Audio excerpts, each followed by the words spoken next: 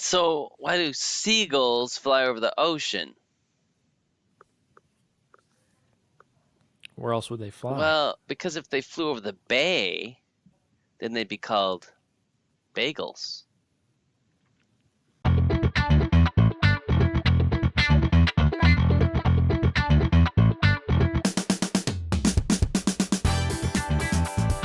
Welcome back to the Distracted Driving Podcast. I am the somewhat embarrassed host, Sean Genovese. We do all kinds of stuff here. I'm Rex Williams. Just glad to provide the extra voice and a dad joke commentary. Yeah, whatever it is he's providing, he's glad to provide I'm it. glad to just spit it out. I'm like the Jim McMahon of the... Not Jim McMahon. Ed McMahon? Ed McMahon. Ed McMahon. Oh my gosh. I blew that. The perfect analogy. Like You are the Ed McMahon. That makes me Johnny Carson. That's right. That goes way back. I guess that's dating us a bit, yeah. But I know you love it. So I would be honored to be even considered. It would be an honor if I could do the dad jokes at the beginning of Johnny Carson's show. But Johnny Carson's too good for that. He wouldn't allow dad jokes. But what we will allow is more of our conversation with my friend, Mariam Laes. Mariam is a industrial engineer by education and spent her career in a variety of places, a variety of industries, which you can hear about in the first part of our conversation with her. Yeah, super interesting. And she is with child. Those of you on the audio-only version of the podcast will probably not be able to discern that just from listening. So that's why this episode is going to start off talking about Mariam's baby. And then some other topics. Okay. Let's hear it. Listen, it's our show. We get to talk too. And then, then I decided I'd rather do my own study and turn in my own papers at my own time. So, you get tired of like always having something due. And I like learning and stuff, but I like just reading books too, self-help stuff. I know you're joking about, or like Sean's laughing at that things do, but I'm not kidding. I still, to this day, even though I graduated in May, on Sundays, I have this sense of dread where I'm like, oh my God, I have an assignment due. Like, I literally, and I have dreams. I have nightmares where I didn't turn something in and therefore my degree is invalid. And then I'll wake up and just be like, what the heck? Oh, that's hilarious. It stays with you. Grad school nightmares. Stays with you. It's no good. You failed. Wait until the baby comes. And then, you're going to go through different stages and you'll go from one stage to the next and you'll be thinking, oh my gosh, I forgot to tell little Johnny to go to the bathroom before he went to bed. And then you're going to remember, oh, that's right, he's potty trained now. I don't have to do that anymore. That's a ways before she gets to that stage. First it'll be like, well, or, I've got to go breastfeed, but, oh, that's right, the kid doesn't breastfeed anymore. Do you know what it is? Boy or girl? Yeah, it's a girl. Oh, exciting. Yeah. Fun. That reminds me. Very exciting. I have to, That's awesome. I have to see if I can still Sean find had my... 2 of those. Yep.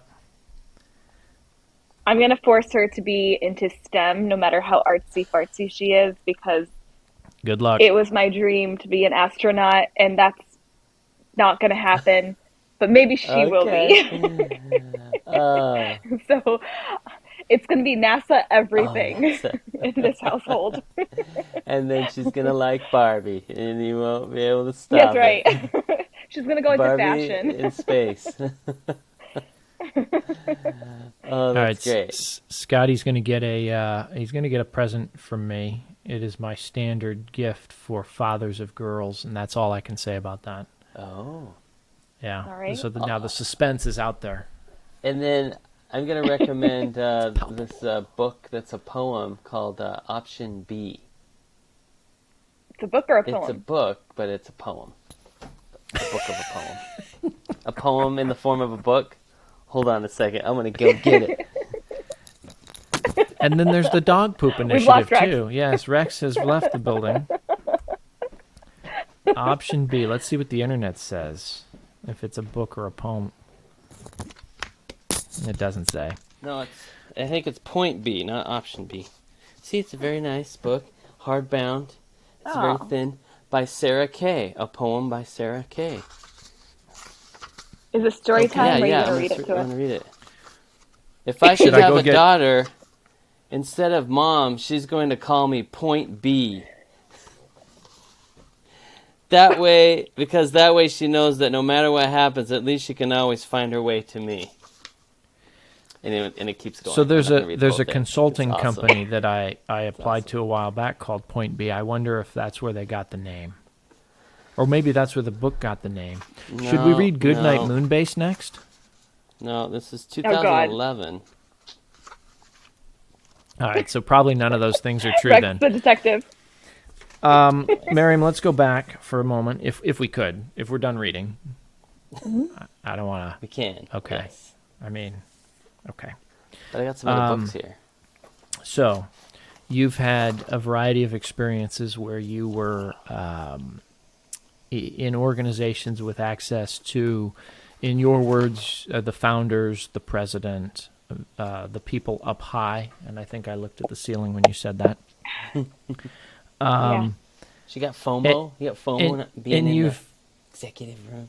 Well, I mean, that's pretty much, going to be a flavor of my question here is having the experiences you've had, do you still feel that you want to be in the same room with the founders as a general statement? Yeah. Yes. Even more so now. Where you're working at now, are you in that space? Yes. So, not at the corporate level. Adele Wiggins is a TransDigm company, but the way that we operate is very, it's TransDigm is decentralized. So each company operates individually, basically. And we're just under the TransDigm portfolio. And so at Adele Wiggins, I report to the VP of sales and she reports up to the president. And so when we have meetings, it's always with the president and then all the VPs across the departments. And then we're the next in line, the business unit managers and me being the associate, we're the next ones in line, right? And so we're always in the room and we're in charge of taking the direction that we're given from the VPs and the president, and then kind of distilling that and executing on that. Cool. So now I would say I'm actually part of the conversation, and That's great. Yeah, and I feel really heard, and I'm learning a lot. And because it is sales, it is new to me. So it's like I'm learning all these new skills, but I'm still in the room. I'm still in the room with the people that I want to be in the room with, and I'm in a room with people whose roles I aspire to get, to get into. So I think you started to answer the question I was going to ask, but maybe you can elaborate a little bit further. I was going to say, so why? Why do you want to be in the room? To what end? Why do I want to be in the room? I think it's very frustrating sometimes as an individual contributor when you're really, really passionate about something, not having the influence you want to have on an organization. So there's different ways to influence organizations, right? You could, and we talk about this a lot, the difference between leadership and management. Mm-hmm. One is a direct line, like you have direct reports, they have to do what you tell them to do. Leadership is a different skill set. You don't have to be a manager to be a leader. You could be a leader in any role, and it's about what you bring to the table and your personality and rallying people behind, one cause, the Movement Maker Show. um, so, For those of you on the so audio version of the podcast, Rex is holding up a sticker of the Movement Maker Show logo. It's a magnet. It's awesome. Oh, sorry. Magnet. Yes. So, I think obviously it's good to build your leadership skills, but where I have gotten frustrated in the past is also not having the very traditional organizational type of power of having people that have to listen to you and report to you. And it's going to be it's a balance of those things, right? And the most charismatic person in the world is not going to convince someone to do something that their manager doesn't support, because at the end of the day, we're all at work for a paycheck, and our managers are the ones that determine the amount of that paycheck, right? So, and I'm not talking about doing ethically or morally what's right. I'm just talking about taking direction. It can be very conflicting. So I always wanted to be in a position where I could lead because I'm passionate about, my stance, and I always want people to achieve their best. And I felt like having the influence at that level would allow me to kind of maximize my influence. Yeah, no, that's great, and you should be there. What's interesting is a lot of our message is about people doing things that may or may not be exactly what their direct management says. Or in spite of. So that's interesting, and we recognize the fact. I think that's why I like the challenge in a large corporation of like getting people to do things that are kind of outside their scope, because you got to navigate all the management hierarchy, and like I said, I'm not saying like go against, do something unethical, but like do something that's good for the company, but maybe your management's a little slow on, making happen, So Well, Mariam, I think articulated it well. There's this tension between what the person signing your paycheck, metaphorically, is telling you, the person in charge of your performance management, and then the interests of the rest of the organization that may not be 100% aligned with all the different managers in the organizations. But, if you're, this was most of my conversations today. We've got these individual contributors that want to go and do the best that they can. And everybody wants to do the best they can. But you have people that are like, yes, that's a great idea, but I've been asked to go do these 5 things by the person who signs my paycheck. And so then that's where that tension comes in. And it's not that anybody wants to do a bad job, but you have competing priorities. And that's why I think informal leadership is much more challenging than traditional, like, command and control leadership, where, I'm going to tell you what to go do, and you're going to go do whatever silly thing comes out of my mouth. Yeah, and I feel like sometimes it's almost like leaders or managers are at a disadvantage because people have to do what they say, loosely. So you don't know exactly if they're doing it because they think it's a good idea and they want to, versus you told them and you're the boss, and there's that, that relationship there. I'd rather people do stuff because they think it's a good idea and they want to. Right. So that's why I use, marketing, copywriting to convince people.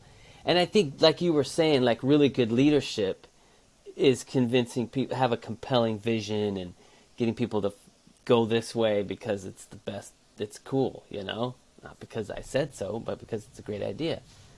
And don't forget flyers. And flyers. Back in the old days, when they used to print stuff out, people looked on bulletin boards. Yeah. I feel like this is a great moment for some for a promotional message from one of our sponsors. If you head over to the Sean Genovese Enterprises Instagram account, there are some posts all about performance management, including some tips as to how you can alleviate the pains that performance management causes you at the end of the year. Sean Genovese Enterprises Instagram. And now back to our regularly scheduled program. Does that ever happen? This show is sponsored by us and our business. Can I write that off as a business expense for marketing? Yeah, you bet. I think you can. Yeah. Yeah. That's great. Oh my goodness. No, I think also though we do need to acknowledge that, or at least something I'm learning too as I move up in an organization. There are even leaders at the higher levels. They also are experiencing kind of conflicting. Oh yeah, they're experiencing the same things we experience at an individual contributor level, right? Because everybody has everybody. Yeah, it's even the president, even the CEO. Yeah, like they have shareholders. They have on the to board, answer to, right? right? So, right, they have the board, and so it's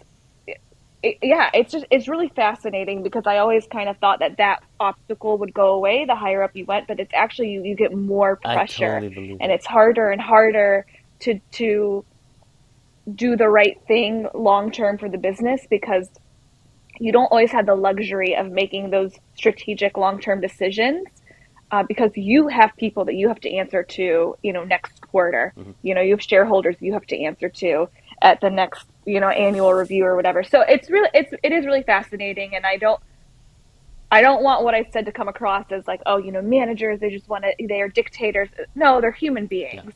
And everybody, like Sean said, everybody wants to do a good job. We just all have competing priorities. Yeah, and everybody has different ideas. So, yeah, no, I totally seen that too. Like, the higher up you go, not that I've experienced it, but I could just tell by certain things. The higher up you go, the more, like, do what the boss says they become, even. It's really interesting, so.